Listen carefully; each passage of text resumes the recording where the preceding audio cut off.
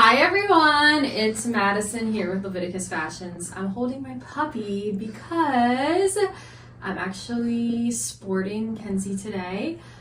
Mwah! All right, I'm gonna put her down now, but I was gifted some really cool shirts from Panda that I wanted to show you today, and isn't this just so adorable? It's I don't know if you can see it up close, but it's a little puppy lifting weights, and it says go hard or go home, which I love. So Iron Panda is a really interesting brand. I was excited that they reached out to us. They provide gym and workout clothing to people, but they make it fashion, which is so much fun. I love to work out. I like to go to the gym. I have a gym here where I live, and I'm really excited to wear these.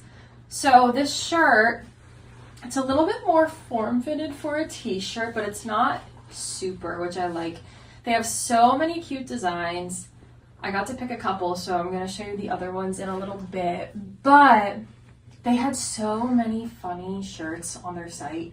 When I was scrolling through it, I was cracking up. They just had so many really cool things.